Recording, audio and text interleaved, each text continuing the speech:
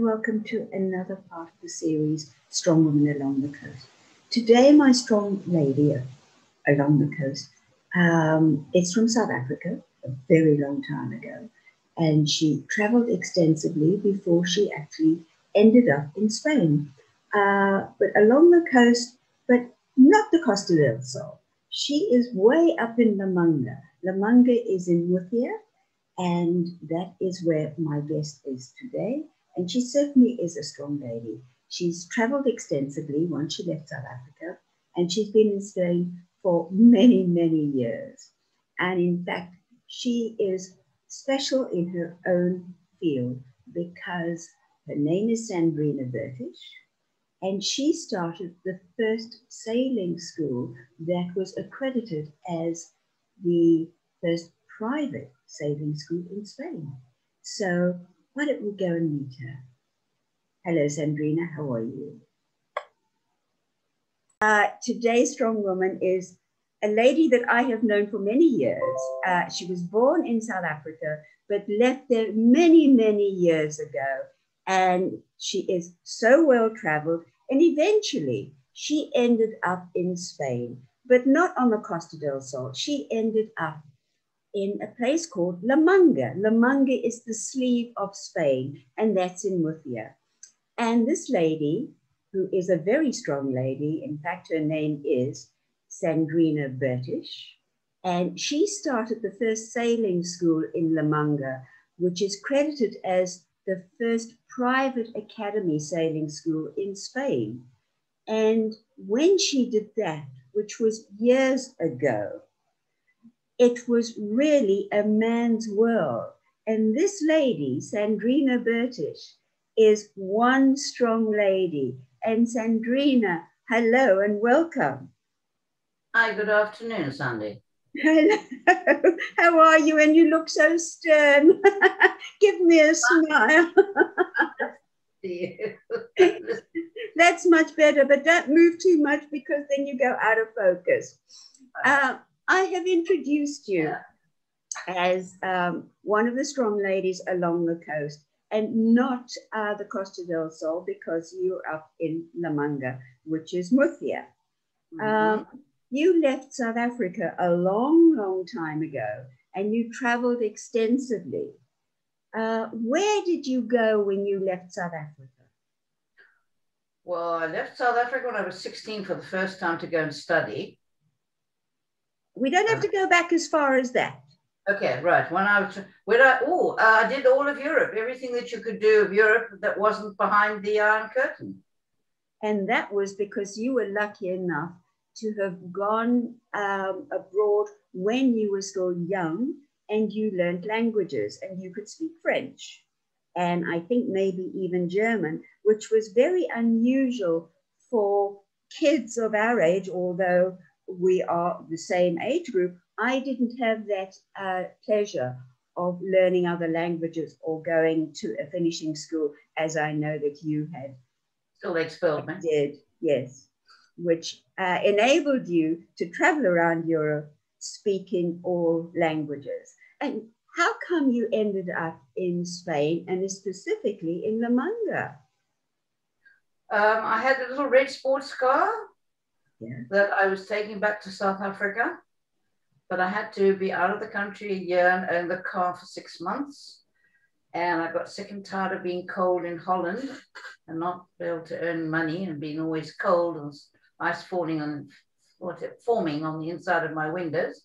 So I got myself a job with a Dutch travel company in Torremolinos as a guide. Okay.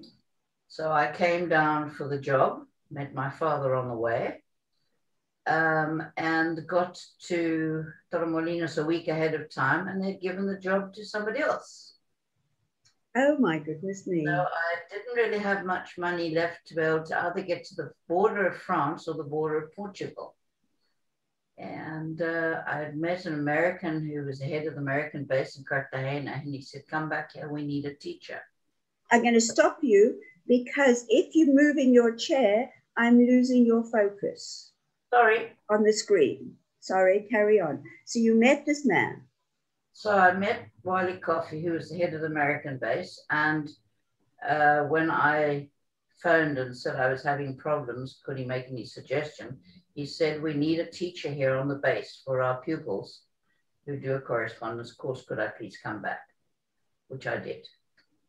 And from there, I came to, I'd been to La Manga beforehand without actually knowing. When I was traveling around Europe and Portugal, Spain, and I fell in love with this beautiful place. It had incredible sunrises and sunsets and lots of dunes. But then there was nothing here then, practically. So I then came down here, and an article was put in the paper about me. Saying what? Well, this young lady at the age of 20, whatever I was traveling around Europe, and I'd done 22,000 kilometers and visited God knows how many countries. And they said I spoke 11 languages, which was totally untrue. You just speak Zulu and Xhosa and all the African languages as well. I could speak Xhosa. So I stayed put, and because of this article, I was offered jobs in La Manga. And what was your first job? My first job was in a real estate office in Spano Belga, which is the big company, owned by Felipe Huarte, who actually ended up being the first man ever to be kidnapped by the Ataras, or Etas, how do you say it in English? Yeah. My boss. And from there, I went and started to work at La Manga Campo de Golf, at the golf course with Greg Peters and Gary Player. Of course, I knew Gary from South Africa because my father's factory used to make trousers, and Gary played trousers and things. That was Bertish and Co., wasn't it? Correct. Yes. And one thing led to another, and then the crisis came, and my boyfriend at the time had taught me how to sail, because I'd sailed in South Africa, but I didn't like sailing. Everybody shouted at me. And so I started dinghy sailing, and I continued sailing, and somebody asked me, could I teach them? And I said, I don't have a license. So I got a license. How did you get a license? I went to San Sebastian and did my exams and did the course up there, and which was rather nice, because the man who was doing the exams, we used to race against each other in the snipe class, which is actually originally an English boat that was built in the backyard during World War II. And then came back, and Escuela Vela Sandrina took off in 1974. And you were the first woman to really have her own sailing school, a private academy in Spain. Correct. And I opened it without not being able to open a bank account because I was a woman. Yeah. You see, then it was a man's world, and you pushed in and you conquered it, being able, a woman can do anything. Yes, I drove up the steps of the city hall and demanded my papers. Wouldn't take my car out. Knowing you as I do, it's actually to be believed, because you don't know the word can't or no. You just know there is always a way. And let's go back to the sailing school. So you started with, what kind of a boat did you have? I had a snipe, which is a international racing class, and 2 wooden optimists. Well, actually, my snipe was wooden and the mast was wooden. The boom wasn't, but that was metal. And 2 wooden optimists, one called Sardina, which means sardine, and the other one Pulpo, which is octopus. And that's why you love your Pulpo. Started, and it just mushroomed from then on. And I stayed at the Club Náutico dos Mares, where I had the club, sailing club, where I had the school. And then they got shirty and started making life difficult. It was pure envy and jealousy, you know, which is because I just achieved what I wanted to. And you were a woman. And I was a woman, and I wouldn't bend to any of them, and I wouldn't flirt with any of them. And So you don't do that. We didn't do that in that time. And so I moved. I bought a locale further down the Manga and moved there. Within 5 days, all my pupils and friends got together and they got into the boats and boards and what have you, and we disappeared. And the club went into a panic station. Where's the sailing school gone? We need the sailing school. Too late. And it's still going. It's still going. It's still going. I sold it to my staff. And that was when? When did you sell your school? Back in 2000. 2000. 2000. And from what I recall, because you were extremely helpful towards me when I first came down to Spain, and I shall never ever forget all your kindness. And had it not been for you, I don't think I still would be here today. So this is my time to say, Sandrina Bertish, thank you so much for all that you did for me. But going back to the kids that you taught in years gone by, they have grown up and they have had kids of their own, and they've all still been your family, the Sandrina Bertish School of Sailing. 3 generations. 3 generations now. My goodness me. And I've got 2 weddings this year. It's just incredible. And you have stayed on after your sailing years. And I know that you're not one to just sit around. So once you sold in 2000, what were you doing and what are you doing in La Manga? Because La Manga is not a very big place. I think it's about 15 kilometers all told. Is that correct?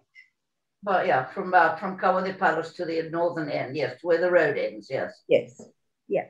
So you sold your school to your staff, and what have you been doing? Sailing. Sailing. For a change, supping. Yeah. Swimming, right. Cycling, motorbiking, traveling, volunteering for 5 years in Asia. And right now I'm very frustrated because I haven't been able to travel for the last 2 years. You and 1 million people as well. What were you volunteering in Asia? I happened to be in Thailand when the tsunami happened, so I just stayed on. I was on my way to Australia to visit my family. Okay. But the tsunami got in the way, and I got involved.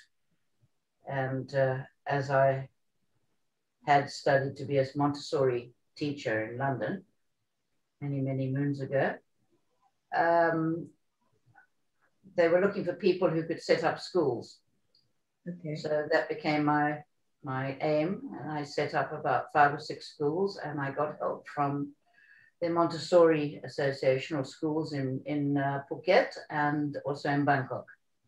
Okay. And I set up schools, first of all, for the Thai children, and then I found out how badly treated the Burmese were, so I swapped sides and started opening up what they call learning centers. We weren't allowed to call them schools.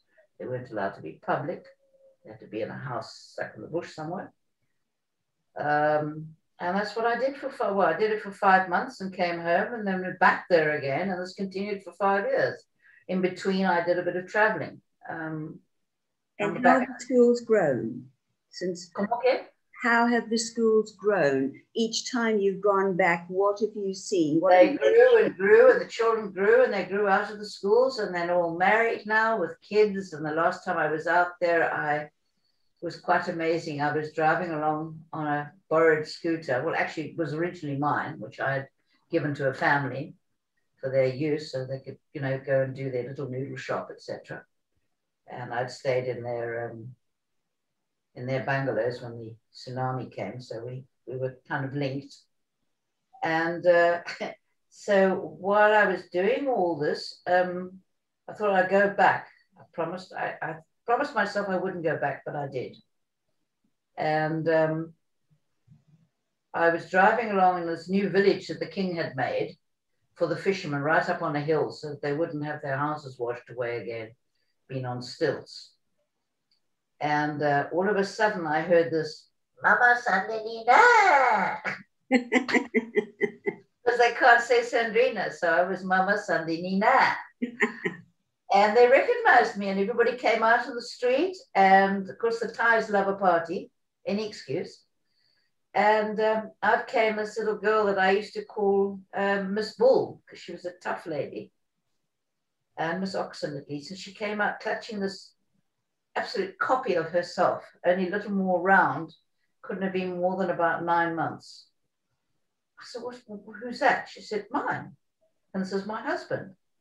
And I went, wow. So it was lovely. And they all asked me if I was going to come back. And I said, maybe, but I knew I'd never go back again. You don't go back. No. But the kids that have grown up, did they then go to school as well? So yes, the education followed on. We started. Some of them are still going because they've come under the wing of the Thai government. Okay. But basically now the volunteer teachers, what they're doing now is no longer setting up schools, but going to schools with the tsunami center schools. It's one of the few volunteer places that unfortunately people say, well, I'm going to volunteer, and then you're asked to pay for your bus fare, your train fare, your accommodation, your food, etc. And by the time you're finished and you'll register, you've spent about $2,000 or $3,000. This place we drive around in a third or second-hand van, and you pay accommodation, which could probably cost you about 60 or 80 euros a month. And you go to different schools in the mornings and give English lessons with dear Ken, who has just been awarded, 3 years ago, was given an award as the best English teacher and adapter of situations in the whole of Thailand. Well, that's amazing. It really makes you feel that you have achieved something on the other side of the world. Definitely. And although you weren't sailing really in South Africa, you come from a sailing family. Your late father, whom I knew extremely well and loved him dearly, as I did your mother, and your late brother, whom I knew. But then there were offsprings, the boys, and they have done, your nephews have done amazing things on water. Tell me about them. Well, Greg, who's the eldest, got into the surfing world, obviously, with my big brother, my Keith, all 3 boys. And he started doing tremendous amount of surfing, etc., and then got involved in his company, which is a travel company for surfers and suppers around the world, basically in Indonesia. In fact, he's just opened up again last week, now flying people through to Bali, where I was with them 3 years ago, the family. And he also runs a wonderful charitable operation, which is based around a story of a little optimist. And he has all sorts of sponsors, and he actually got the Red Cross Hospital in Cape Town painted for free. And he's now in a little flay, a little lake called Sikuflay. He's now set up a school where children who are suffering from cancer, leukemia, life-threatening illnesses, etc., they come there for weekends and they go sailing and they have little camps and wonderful things he's doing. Absolutely amazing. Now, what about, I can't remember which nephew it is who, Con. Yes. Con is the middle one. Con was in advertising. He used to work for Saatchi & Saatchi, which of course is the largest advertising company in the world. And he worked for them for quite a while, and then he developed cancer on the brain. So he had an operation, and he came through that. and you can actually shave his head so you can actually see the hole. It's kind of an indent. And he then started playing with the idea of the cancer that he had to try and overcome it. And slowly but surely, he became known for his positiveness and helping people get over, the reaction of cancer and coming to terms with it and leukemia, etc. And he now travels around the world talking about it. And he started a wonderful application called the Cancer Dojo. And his signature is happy people. Cancer can't kill happy people. Lovely. But now I'm trying to get to one of your nephews who did something on water. And he's going to do it again in about 3 months' time. Okay, tell me about it. He's had a modified SUP, stand-up paddleboard. Actually, this has like a little cabin on it, 2 cabin where he could be in it, and another off cabin where all the electronics were, and the water, water purifier, and etc., etc. And he paddled it. It weighs God knows how much.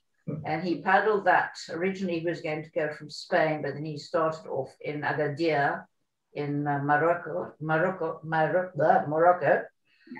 And 93 days later, he ended up in the Caribbean.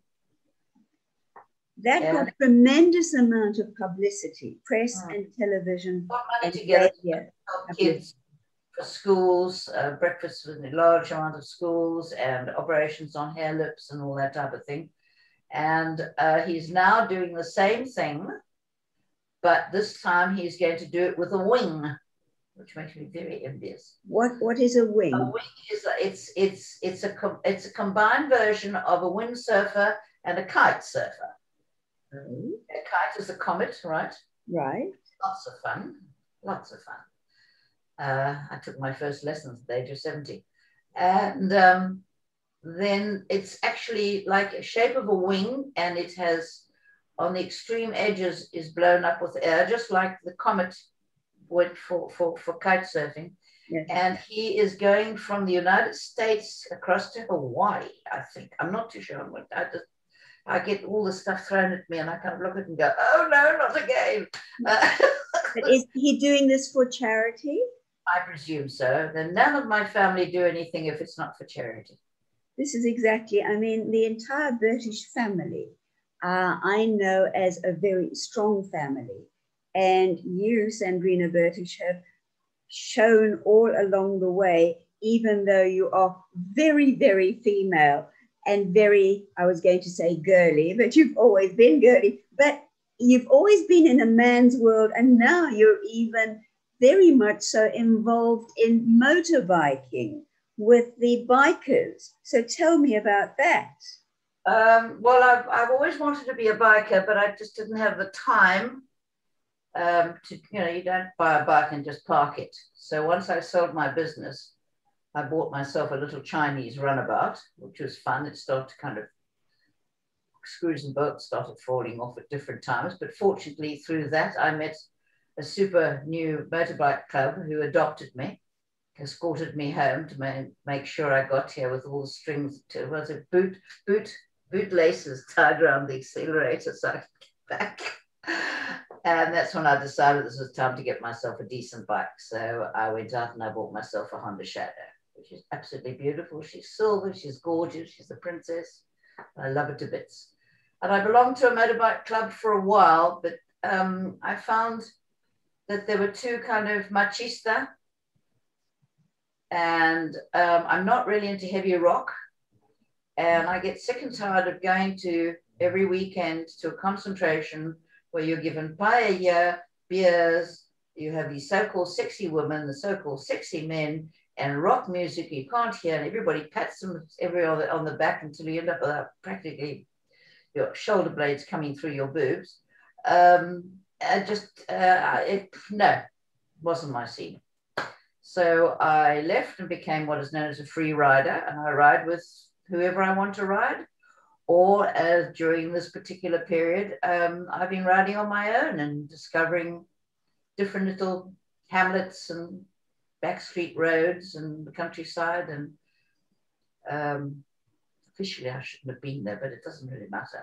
Same as I shouldn't have been paddling on my paddleboard during the first 4 months, but I was. I kind of figured out who was going to send a policeman out in the middle of the moment to go fetch an old lady on a paddleboard. My goodness me, you have not changed from the young girl that I knew all those years ago until now. As I said before, you never ever say can't do or no. If you want to do it, you do it, you find a way. In the little area of Lomanga, which is not a very big area, where can you ride to now with the situation that we're in as far as lockdown? And I don't know what your lockdown is like. Our lockdown is until we can't leave the province unless, of course, it's something vitally important for work or for any other. So we're still stuck within the province. Okay. But there's enough places for you to go. And yes, Murcia province is quite an, you know, people tend to think of Murcia are the lettuces which are exported, which are ruining my sea, but a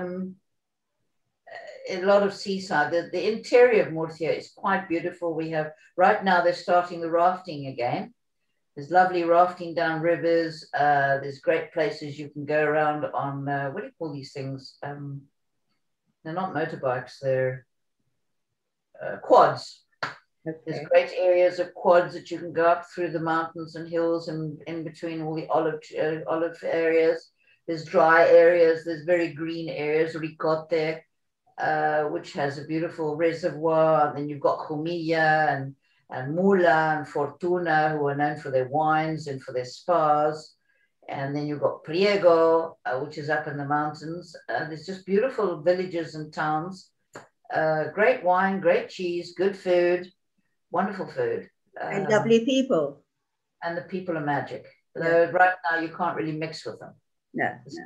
But basically, they are salt of the earth type of people. Oh, yes. What I didn't explain to people because they can't see it is above your head, and we can't show them, but you have got a shelf full of trophies that you have won in your sailing years. And that to me, as a woman, just shows a woman can do whatever they want to do, as you have done. You have achieved so much. In the sailing world, also in helping people in Asia, teaching people, and it just flows through the family. And I've now seen articles about you, about problems that you are having in the Marmenor. Can you just give me a little idea about what is going on? The Marmenor from about 35 years ago has slowly but surely become more and more polluted. Basically because way back then they didn't know about desalinators or purifying centers. Sorry, my English is not very good when I get outside a normal conversation. Inland, there's become a lot of, there's a famous company which works with pigs called Pozo Estrecho, or El Pozo, which is a well-known ham, knackered and otherwise. And of course, they employ God knows how many hundreds of farmers with thousands of pigs. And of course, that goes into the subsoil and drains through. And then we've got the old mines, which go back to the Roman days, around our area, which are now also seeping in. And then about 25 years ago, our local farmers, which were dry farmers, so we had olives and algarrobas and figs and cotton. My first Christmas tree was a cotton bush. Cool. I remember. A whole bush. I went and asked the farmer if I could have a branch, and he just took the whole thing and handed it to me, and I stuck it in the back of my convertible. By the time I got to Lomanga, there wasn't many cottony things on it, but that was my first Christmas tree, which was rather fun. I think it was my first and last Christmas tree. I'm not into Christmas trees, I'm afraid. That was my mother, not my father's side. Yeah. Okay, let's carry on about the pigs and the salination. From this dry farming, which is terraced. So terraced farmings, when it rains, the water seeps down into the terraces and stays there. Okay. And thereby waters all the agricultural products. Okay. What they've done now is flattened everything, plowed straight down to 300 meters from the beach, directly straight down, and putting in irrigation filled with nitrates and nitrogen and all this horrible stuff. And the province of Murcia has always been known as the garden of Europe. They've had up to three crops a year on a piece of land. And then they let it lie fallow. Now there's no fallow. They're planting continuously. They empty a field, they replant it. They're getting 5 or 6 crops on each piece of land, and it's all going straight into the Mar Menor. So of course the land is plowed, so it becomes mud, and that all flows down with the heavy metals and the nitrates and the whole thing into the Mar Menor. And that's what's happening. And we're fighting it. We're fighting it. We're fighting it. We're fighting it. I'm involved in 3 large associations. And we managed to do a huge demonstration of 550,000 people. Didn't seem to work without government, but anyway. So what is going to happen to the Mar Menor? I hate to think.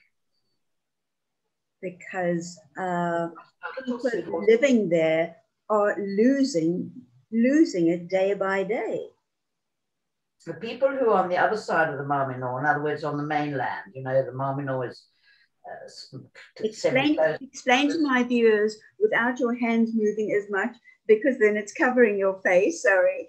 But can you just explain to people who've not been up to La Manga, who don't know exactly what the Mar Menor relates to, can you give me an explanation? Yes, it's like doing a spiral staircase without using your hands, right? Yes. Sorry. As you go down the mainland, going down south, you come to a place called Cabo de Palos, which is the most southern easterly point of Spain, with the lighthouse, which goes actually the longest distance, about 19 miles, nautical miles. Then from there, the sleeve of land comes out. It actually used to be what you call an isthmus, and it goes around and goes back onto the mainland, though not totally above water, some of it below the water, where there are 2 lots of salt pans, huge salt pans. And this encloses, of course, a sea, a lagoon. It has different names. And here we call it the Minor Sea. And La Manga itself is, at the widest point where I live, is just under 1 kilometer wide. And then I have the Mediterranean. So we have, 18, 20 kilometers of Mediterranean beaches and 80 kilometers of Mar Menor beaches, because it's the entire circumference of the Mar Menor. Where I live, fortunately, the things aren't too bad, because I am on the sleeve, which means La Manga means sleeve. But on the other side is where they literally, when we had the Dana was a tremendous rainstorm that lasted liters and liters, hundreds and hundreds and hundreds of liters of water came down, went through the whole lot of villages, flooded the houses. I've got photographs of a car sitting outside the medical center on a bench. And the bench is not even damaged. So all that came down, and that would never have happened if we'd had dry farming. Right. This is what we're fighting against. We've managed now to get them to not allow them to plow and put anything down within 1,500 meters of the beach. But anybody living on that side, unfortunately, Los Nietos, Islas Menores, Los Arrutios, Los Alcázares, San Pedro Pinatar, which are full of foreigners, English, German, and Dutch, all have to get in their cars and go to the Mediterranean, because they can't swim in the area. It's just mud and muck. So it's not a happy situation down there at all. La Manga is okay, Cabo de Palos is okay, and the Mediterranean, San Pedro Pinatar is perfect. Okay. That's all Mediterranean. But the rest, I'm afraid, is, well, then we've had about 4 or 5 days now. There have been all sorts of political people coming here and all sorts of plans and things to regenerate with the help of European money, etc., to improve the situation. But right now they're putting the cart before the horse. Well, what can I say to you? You have been, I introduced you as a strong woman, and just listening to all the things that you have achieved, I know from my own experience that you are a strong woman, and I am sure that my viewers watching will have found all that you have explained, from Asia to Spain to La Manga to political, everything of interest. And my last question to you is, what's your next project? Well, I'm involved in a project to save the Marminor. Yeah. Which we started literally a month before the shutdown. So we've been very limited. And we're fighting to change the law of the country to make the Marminor recognized as a jurisdictional person or entity, so that all that's been done to it now will become not only illegal, though it's known as legal, but will be then taken to court. And whatever they do wrong will be stopped and fined, and their businesses closed down, etc. Like anything, you know, you as a physical person, jurisdictional, if you hit me or if you damage me or whatever the case may be, I can go to court. Correct. And take you to court. Well, this will be the same way. We're working on 500,000 signatures. Things have been slow, but things are moving a little faster now. And we collect signatures everywhere. We get on television. We do YouTubes. We're moving a lot. There's only 6 of us in our group. They're all women. Funnily all enough. women? All women, yes. Wonderful. Wonderful. One lady who's lived here since she was a child. And 3 other ladies. One who's actually studying to be a chemical engineer. So she's helping us doing the testing of the waters, etc. And so that's my project. But the main project is, as soon as I can travel, I'm going to get my backpack on and get the hell out of here. Well, I don't know how you do it. You've done it all your life, of just getting up and going and not going first class here and there. You put your backpack on and you go and you meet the people and you do things for the people. And I raise my hat to you. And I say, thank you for being a friend for all these years. Thank you for all that you have done for everybody else and what you are doing now. And I just wish you well and look forward to the time when you actually phone me and say, Sandy, I'm on my way. We can now all travel and I've just left. And I don't know when I will be back. And that will be the time that we know that Sandrina Bertish is up and away again. But in the meantime, thank you for being my strong woman along the coast today. Take care, stay safe. And to my viewers, I say, I found Sandrina so interesting. I've known her for many years. We virtually grew up together, but obviously our paths parted, and she went one way and I went another, but we've always stayed friends. And she is still the strong woman who does things the way that she wants to do.